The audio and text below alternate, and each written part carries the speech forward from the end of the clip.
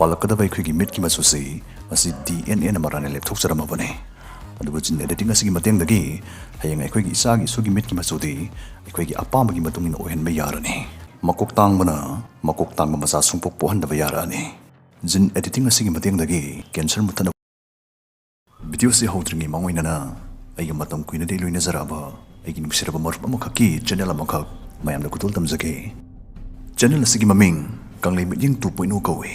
ꯁꯤꯒꯤ ꯆꯦꯅꯦꯜꯁꯇꯒꯤ ꯅꯨꯡꯉꯥꯏꯕ ꯐꯨꯡꯒꯥ ꯋꯥꯔꯤ ꯀꯌꯥ ꯑꯃꯗꯤ ꯃꯣꯔꯦꯜ ꯁ꯭ꯇꯣꯔꯤꯁꯤꯡ ꯐꯪꯕꯤꯒꯅꯤ ꯗꯤꯁꯀ꯭ꯔꯤꯞꯁꯟꯗ ꯂꯤꯡꯛ ꯍꯥꯞꯆꯔꯤ ꯈ꯭ꯋꯥꯏꯅ ꯁꯣꯏꯗꯅ ꯁꯕꯁꯀ꯭ꯔꯥꯏꯕ ꯇꯧꯁꯤꯟꯕꯤꯒꯅꯤ ꯍꯥꯏꯕꯁꯤ ꯑꯆꯦꯠꯄ ꯊꯥꯖꯖꯕꯅꯤ ꯖꯦꯅꯦꯇꯤꯀꯦꯜꯂꯤ ꯃꯣꯗꯤꯐꯥꯏꯠ ꯇꯧꯔꯕ ꯍꯥꯏꯗꯤ ꯃꯥꯒꯤ ꯍꯧꯔꯛꯐꯝ ꯑꯣꯏꯔꯛꯐꯝꯒꯤ ꯃꯆꯥꯛ ꯈꯔ ꯍꯣꯡꯗꯣꯛꯍꯜꯂꯕ ꯃꯤꯔꯥꯡ ꯑꯃꯅ ꯆꯤꯛꯄꯗꯒꯤ ꯄꯤꯇꯔ ꯄꯥꯔꯀꯔ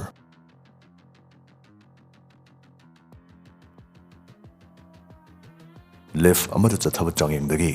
ꯁꯥ ꯑꯃꯗ ꯆꯦꯟꯒꯗꯕ ꯄꯥꯡꯒꯜ ꯁꯛꯇꯤꯒꯁꯤ ꯃꯁꯤ ꯃꯤ ꯑꯃꯗꯒꯤ ꯍꯦꯛ ꯆꯦꯜꯍꯜꯂꯛꯄꯁꯤ ꯑꯩꯈꯣꯏꯅ DC ꯑꯃꯗꯤ ꯃꯥꯔꯕꯜ ꯀꯃꯤꯛꯁꯀꯤ ꯃꯨꯚꯤꯁꯤꯡꯗꯗꯤ ꯇꯣꯏꯅ ꯎꯔꯦ ꯑꯗꯨꯕꯨ ꯁꯨꯝꯗꯧꯕꯁꯤ ꯃꯁꯤ ꯇꯁꯦꯡꯕ ꯇꯥꯏꯕꯪꯗꯒꯗꯤ ꯑꯣꯏꯊꯣꯛꯍꯟꯕ ꯁꯨꯡꯌꯥ ꯌꯥꯔꯣꯏꯗꯕ ꯖꯥꯠꯂꯥ ꯍꯤꯔꯝꯁꯤꯗ ꯁꯥꯏꯟꯁꯅ ꯆꯥꯡꯌꯦꯡ ꯆꯠꯊꯈꯤꯕ ꯂꯩꯔꯕ ꯖꯥꯠꯂꯥ ꯂꯩꯈꯤꯕ ꯑꯣꯏꯔꯒꯗꯤ ꯆꯥꯡꯌꯦꯡꯁꯤꯡ ꯑꯗꯨꯗꯒꯤ ꯁꯥꯏꯟꯇꯤꯁꯁꯤꯡꯅ ꯀꯔꯝꯕ ꯃꯈꯜꯒꯤ ꯑꯅꯧꯕ ꯒ꯭ꯌꯥꯟ ꯂꯧꯁꯤꯡꯒꯤ ꯊꯣꯡ ꯍꯥꯡꯗꯣꯛꯄ ꯉꯝꯈ꯭ꯔꯕꯒꯦ ꯂꯧꯕꯤꯔꯁꯤ ꯁꯤꯡꯊꯥꯅꯤꯡꯉꯥꯏ ꯑꯣꯏꯔꯕ futuristic technology genome editing genome editing ꯑꯁꯤꯒꯤ ꯃꯇꯦꯡꯗꯒꯤ ꯃꯄꯥ ꯃꯄꯨꯗꯒꯤ ꯊꯪꯊꯔꯛꯄ ꯂꯩꯅꯥ ꯇꯤꯟꯅꯥ ꯍꯦꯔꯤꯗꯤꯇꯔꯤ ꯗꯤꯖꯤꯁꯀꯁꯤ ꯊꯪꯊꯍꯟꯗ꯭ꯔꯕ ꯑꯗꯩ ꯃꯤꯠꯀꯤ ꯃꯆꯨ ꯁꯥꯑꯣꯡ ꯁꯕꯥꯜ ꯀꯌꯥꯝ ꯋꯥꯡꯍꯟꯅꯤꯡꯉꯤ ꯀꯔꯝꯕ ꯃꯈꯜꯒꯤ ꯒꯨꯟꯁꯤꯡ ꯆꯜꯍꯟꯅꯤꯡꯉꯤ ꯍꯥꯏꯕꯀꯥꯁꯤ ꯃꯃꯥ ꯃꯄꯥꯒꯤ ꯑꯄꯥꯝꯕꯒꯤ ꯃꯇꯨꯡ ꯏꯟꯅ ꯈꯟꯒꯠꯂꯕ ꯅꯃꯨꯅꯥꯁꯤꯡꯗꯒꯤ ꯁꯦꯝ ꯁꯥꯒꯠꯄ ꯑꯉꯥꯡꯁꯤꯡ ꯗꯤꯖꯥꯏꯅꯔ ꯕꯦꯕꯤꯁ ꯄꯣꯛꯄ ꯌꯥꯍꯜꯂꯛꯇꯧꯔꯤꯕꯅꯤ 2018ꯗ ꯆꯥꯏꯅꯤꯁ ꯁꯥꯏꯟꯇꯤꯁ ꯍꯥ ꯖꯤꯌꯥꯟꯀꯨꯏꯅ ꯑꯍꯥꯟꯕ ꯑꯣꯏꯅ ꯖꯤꯟ ꯑꯦꯗꯤꯠ ꯇꯧꯊꯣꯛꯂꯕ ꯑꯉꯥꯡ ꯐꯥꯏꯕꯣꯛ ꯑꯃ ꯄꯣꯛꯄꯒꯤ ꯄꯥꯎ ꯂꯥꯎꯊꯣꯔꯛꯇꯨꯅ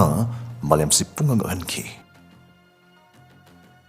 ꯂꯨꯂꯨ ꯑꯃꯗꯤ ꯅꯥꯅꯥ ꯍꯥꯏꯔꯤꯕ ꯑꯉꯥꯡ ꯐꯥꯏꯕꯣꯛꯁꯤꯒꯤ ꯖꯤꯟꯁꯤ ꯃꯄꯨꯟꯁꯤ ꯆꯨꯞꯄ HIV ꯃꯍꯤꯛꯇꯒꯤ ꯉꯥꯛꯊꯣꯛꯆꯕ ꯉꯝꯒꯗꯕ ꯃꯑꯣꯡ ꯑꯃꯗ ꯑꯦꯗꯤꯠ ꯇꯧꯊꯣꯛꯇꯨꯅ ꯄꯣꯛꯍꯟꯈꯤꯕꯅꯤ ꯃꯁꯤꯒꯤ ꯑꯁꯨꯛ ꯇꯧꯕ ꯉꯝꯕ ꯖꯤꯅꯣꯝ ꯑꯦꯗꯤꯇꯤꯡ ꯍꯥꯏꯕꯁꯤ ꯀꯔꯤꯅꯣ ꯃꯆꯥ ꯇꯥꯅ ꯈꯪꯃꯤꯟꯅꯁꯤ DNA ꯗꯤꯑꯣꯛꯁꯤꯔꯥꯏꯕꯣꯅ꯭ꯌꯨꯀ꯭ꯂꯤꯛ ꯑꯦꯁꯤꯗ DNA ꯑꯃꯗꯤ RNA ꯑꯩꯈꯣꯏꯒꯤ ꯍꯛꯆꯥꯡꯗ ꯌꯥꯎꯔꯤꯕ ꯁꯦꯜ ꯃꯤꯂꯤꯌꯟ ꯃꯌꯥꯝꯁꯤꯒꯤ ꯃꯅꯨꯡꯗ ꯌꯥꯎꯕ ꯃꯆꯥꯛ ꯑꯃꯅꯤ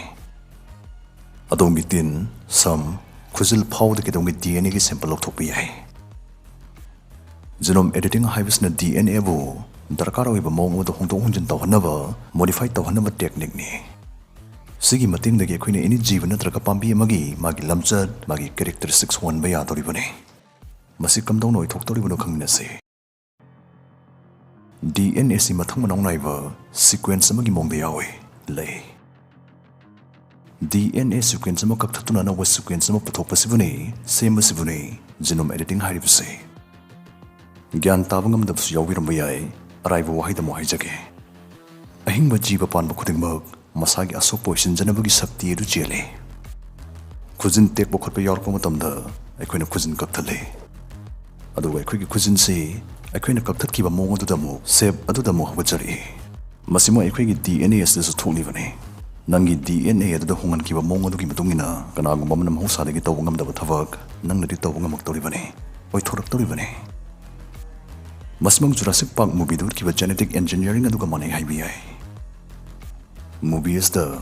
ꯐꯝꯖꯤꯟꯗꯨꯅ ꯂꯩꯔꯝꯕ ꯀꯥꯡ ꯑꯃꯗ ꯌꯥꯎꯔꯝꯕ ꯗꯥꯏꯅꯣꯁꯣꯔꯒꯤ ꯏꯗꯒꯤ ꯄ꯭ꯔꯤꯊꯤꯕꯤꯁꯤꯗꯒꯤ ꯃꯨꯠꯈ꯭ꯔꯕ ꯗꯥꯏꯅꯣꯁꯣꯔꯁꯤꯡ ꯅꯧꯅ ꯄꯣꯛꯍꯟꯈꯤꯕ ꯁꯥꯈꯤꯕꯗꯨ ꯃꯨꯚꯤꯁꯤ ꯌꯦꯡꯕꯤꯈ꯭ꯔꯕ ꯑꯣꯏꯔꯒꯗꯤ ꯁꯣꯏꯗꯅ ꯅꯤꯡꯁꯤꯡꯕꯤꯔꯝꯒꯅꯤ ꯈꯜꯂꯤ ꯖꯨꯔꯥꯁꯤꯛ ꯋꯥꯔꯜꯗ ꯍꯥꯏꯔꯤꯕ ꯃꯨꯚꯤ ꯑꯁꯤꯗꯅ ꯖꯦꯅꯦꯇꯤꯛ ꯏꯟꯖꯤꯅꯤꯌꯔꯤꯡꯁꯤ ꯃꯁꯤ ꯈꯔ ꯍꯦꯟꯅ ꯂꯨꯁꯤꯟꯕ ꯊꯥꯛ ꯑꯃꯗ ꯎꯠꯂꯤ ꯃꯁꯤꯗ ꯁꯥꯏꯟꯇꯤꯁꯁꯤꯡꯅ ꯇꯣꯉꯥꯟ ꯇꯣꯉꯥꯟꯕ ꯖꯤꯕ ꯁ꯭ꯄꯤꯁꯤꯁ ꯄꯨꯟꯁꯤꯟꯅꯗꯨꯅ ꯄꯨꯡꯅꯧ ꯅꯧꯕ ꯖꯤꯕ ꯃꯈꯜ ꯏꯟꯗꯣꯃꯤꯅꯁ ꯔꯦꯛꯁ ꯑꯁꯤ ꯁꯦꯝꯈꯤ ꯃꯁꯤꯒꯤ ꯖꯤꯕ ꯑꯁꯤꯒꯤ ꯃꯄꯥꯡꯒꯜꯒꯤ ꯁꯛꯇꯤ ꯃꯈꯣꯏꯅ ꯂꯥꯛꯁꯤꯟꯕ ꯉꯝꯈꯤꯗꯦ ꯖꯨꯔꯥꯁꯤꯛ ꯄꯥꯔꯛ ꯃꯥꯅ ꯄꯨꯡꯇꯣꯏ ꯇꯣꯏꯍꯟꯈꯤ ꯃꯨꯚꯤꯒꯤ ꯋꯥꯔꯤꯁꯤ ꯇꯣꯛꯑꯁꯤ ꯖꯤꯅꯣꯝ ꯑꯦꯗꯤꯇꯤꯡ ꯑꯁꯤꯒꯤ ꯃꯇꯦꯡꯗꯒꯤ ꯉꯁꯤ ꯁꯥꯏꯟꯇꯤꯁꯁꯤꯡꯅ ꯀꯔꯤ ꯇꯧꯏ ꯍꯥꯏꯕꯁꯤꯒꯤ ꯃꯇꯥꯡꯗ ꯑꯃꯨꯛ ꯂꯥꯛꯑꯁꯤ ꯗꯤꯖꯥꯏꯅꯔ ꯕꯦꯕꯤꯁ ꯑꯉꯥꯡ ꯑꯃꯕꯨ ꯃꯥꯒꯤ ꯃꯄꯥ ꯃꯄꯨꯗꯒꯤ ꯊꯪꯊꯔꯛꯄ ꯂꯩꯅꯥ ꯅꯥꯔꯛꯀꯗꯕ ꯅꯥꯍꯜꯂꯛꯇꯕ ꯉꯝꯂꯦ ꯉꯁꯤꯒꯤ ꯂꯩꯖꯔꯤꯕ ꯖꯤꯟ ꯑꯦꯗꯤꯇꯤꯡ ꯇꯦꯛꯅꯣꯂꯣꯖꯤ ꯑꯁꯤꯒꯤ ꯃꯇꯦꯡꯅ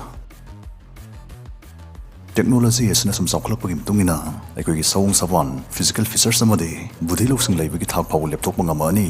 ꯃꯣꯗꯤꯐꯥꯏ ꯇꯧꯕ ꯉꯝꯃꯅꯤ ꯆꯦꯠꯅ ꯊꯥꯖꯅꯔꯤ ꯈꯨꯗꯝ ꯑꯣꯏꯅ ꯄꯥꯜꯂꯛꯀꯗꯕ ꯑꯩꯈꯣꯏꯒꯤ ꯃꯤꯠꯀꯤ ꯃꯆꯨꯁꯤ ꯃꯁꯤ DNA ꯃꯔꯥꯅ ꯂꯦꯞꯊꯣꯛꯆꯔꯝꯃꯕꯅꯤ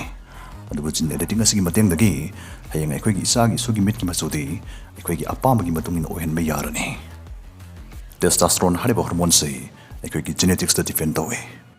ꯃꯁꯤꯁꯨ ꯖꯤꯟ ꯑꯦꯗꯤꯇꯤꯡ ꯑꯁꯤꯅ ꯍꯦꯟꯅ ꯃꯔꯥꯡ ꯀꯥꯏꯅ ꯁꯨꯡꯍꯟꯕ ꯌꯥꯔꯛꯂꯅꯤ ꯃꯔꯝꯁꯤꯗꯒꯤ ꯍꯦꯟꯅ ꯃꯁꯥ ꯃꯎ ꯐꯕ ꯃꯤ ꯀꯌꯥ ꯑꯃꯁꯨ ꯂꯩꯔꯛꯑꯅꯤ ꯃꯀꯣꯛ ꯇꯥꯡꯕꯅ ꯃꯀꯣꯛ ꯇꯥꯡꯕ ꯃꯆꯥ ꯁꯨꯡꯄꯣꯛ ꯄꯣꯛꯍꯟꯗꯕ ꯌꯥꯔꯛꯑꯅꯤ ꯖꯤꯟ ꯑꯦꯗꯤꯇꯤꯡ ꯑꯁꯤꯒꯤ ꯃꯇꯦꯡꯗꯒꯤ ꯀꯦꯟꯁꯔ ꯃꯨꯠꯊꯠꯅꯕꯒꯤꯗꯃꯛꯇꯁꯨ ꯍꯧꯖꯤꯛ ꯆꯥꯏꯅꯥꯗ ꯔꯤꯁꯔꯆ ꯀꯟꯅ ꯆꯠꯊꯔꯤ ꯃꯃꯤꯡꯗ ꯇꯥꯕꯗ ꯀꯤꯟꯅꯔꯤꯕ ꯀꯦꯟꯁꯔ ꯍꯥꯏꯔꯤꯕ ꯂꯥꯏꯅꯥꯁꯤꯒꯤ ꯀ꯭ꯌꯨꯔ ꯄꯨꯊꯣꯔꯛꯄꯁꯨ ꯀꯅꯥꯅ ꯇꯝꯕ ꯉꯝꯕꯅꯣ Genome editing na ꯑꯩꯈꯣꯏꯒꯤ ꯏꯒꯤ ꯁꯦꯜꯁꯤꯡ ꯃꯣꯗꯤꯐꯥꯏ ꯇꯧꯗꯨꯅ ꯑꯦꯠꯁꯨ ꯂꯥꯏꯡꯕ ꯌꯥꯍꯟꯒꯅꯤ ꯄꯦꯇ꯭ꯔꯤꯛ ꯗꯣꯀꯇꯤ ꯍꯥꯏꯔꯤꯕ ꯅꯨꯄꯥꯁꯤ ꯑꯦꯃꯣꯂꯣꯏꯗꯣꯁꯤꯁ ꯍꯥꯏꯔꯤꯕ ꯌꯥꯝ ꯇꯥꯡꯅ ꯅꯥꯒꯟꯕ ꯌꯥꯝ ꯁꯥꯊꯤꯕ ꯑꯩꯈꯣꯏꯒꯤ ꯁꯤꯡꯂꯤ ꯅꯥꯎꯔꯤ ꯇꯤꯁꯨꯁ ꯑꯣꯔꯒꯟ ꯋꯥꯜꯁ ꯐꯥꯎꯕ ꯇꯨꯝꯁꯤꯜꯍꯜꯂꯛꯄ ꯑꯅꯥꯕꯁꯤꯅ ꯅꯥꯔꯝꯕꯗꯩ ꯖꯤꯟ ꯑꯦꯗꯤꯇꯤꯡꯒꯤ ꯃꯇꯦꯡꯅ ꯃꯥꯏ ꯄꯥꯛꯅ ꯂꯥꯌꯦꯡꯈ꯭ꯔꯦ ꯃꯗꯨꯁꯨ ꯃꯥꯅ ꯍꯟꯅꯨꯔꯕ ꯆꯍꯤ 65 ꯁꯨꯔꯀꯥꯟꯗ ꯁꯤꯒꯤ ꯇꯦꯛꯅꯣꯂꯣꯖꯤꯁꯅ ꯇꯝꯊꯤꯕ ꯂꯩꯅꯥ ꯀꯌꯥ ꯏꯔꯥꯏ ꯂꯥꯏꯅ ꯂꯥꯌꯦꯡꯉꯛꯈꯤꯅꯤ ꯍꯥꯏꯕꯁꯤ ꯃꯁꯤ ꯁꯥꯏꯟꯇꯤꯁ ꯀꯌꯥꯒꯤ ꯑꯆꯦꯠꯄ ꯊꯥꯖꯕꯅꯤ Genome editing ꯑꯁꯤ ꯑꯩꯈꯣꯏꯅ ꯂꯧꯎ ꯁꯤꯡꯎꯕꯒꯤ ꯂꯝꯗꯗꯤ ꯉꯁꯤꯒꯤ ꯆꯍꯤ ꯀꯌꯥꯒꯤ ꯃꯃꯥꯡꯗꯒꯤ ꯁꯤꯖꯤꯟꯅꯗꯨꯅ ꯂꯥꯛꯂꯤ ꯁꯦꯟꯗꯣꯡ ꯂꯩꯕ ꯁꯤꯒꯟꯗꯕ ꯃꯍꯩ ꯃꯔꯣꯡ ꯄꯨꯊꯣꯛꯅꯕꯒꯤꯗꯃꯛ ꯄꯟꯖꯥꯕꯇ ꯆꯠꯊꯈꯤꯕ ꯁ꯭ꯇꯗꯤ ꯑꯃꯒꯤ ꯃꯇꯨꯡ ꯏꯟꯅ HBY ꯄꯥꯝꯕꯤ ꯃꯔꯨ ꯆꯍꯤ 15 ꯂꯦꯞꯇ ꯁꯤꯖꯤꯟꯅꯔꯛꯄꯁꯤꯅ ꯒꯦꯍꯨꯒꯤ ꯆꯥꯊꯣꯛ ꯁꯔꯨꯛ 2 ꯍꯦꯟꯒꯠꯅ ꯄꯨꯊꯣꯛꯄ ꯉꯝꯂꯦ ꯍꯥꯏꯕꯁꯤ ꯈꯪꯕ ꯉꯝꯈꯤ ꯖꯤꯟ ꯑꯦꯗꯤꯇꯤꯡꯁꯤ ꯃꯁꯤ ꯁꯥꯗꯁꯨ ꯆꯥꯡꯌꯦꯡ ꯆꯠꯊꯈꯤꯕ ꯂꯩꯈ꯭ꯔꯦ ꯆꯥꯏꯅꯥꯗ ꯆꯠꯊꯈꯤꯕ ꯔꯤꯁꯔꯆ ꯑꯃꯒꯤ ꯃꯇꯨꯡ ꯏꯟꯅ ꯄꯨꯂꯤꯁꯀꯤ ꯍꯨꯏꯁꯤꯡ ꯑꯇꯩ ꯍꯨꯏꯁꯤꯡꯗꯒꯤ ꯍꯦꯟꯅ ꯇꯣꯡꯁꯥ ꯌꯥꯎꯅꯕ ꯃꯁꯥ ꯀꯟꯕ ꯍꯦꯟꯒꯠꯅꯕꯒꯤ ꯃꯑꯣꯡꯗ ꯖꯤꯟ ꯑꯦꯗꯤꯠ ꯇꯧꯈꯤꯕ ꯂꯩꯈ꯭ꯔꯦ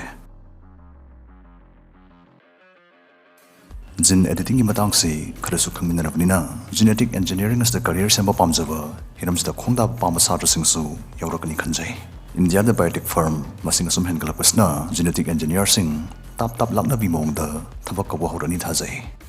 Class 12 की मतुंग साइंस की छात्र मना जेनेटिक इंजीनियरिंग बो करियर ऑप्शन नमोइना खनबे यारे हिरम्स द मही तंबा यारबा यूनिवर्सिटी खरा हाइजरंगे SRM university Chennai NIMS university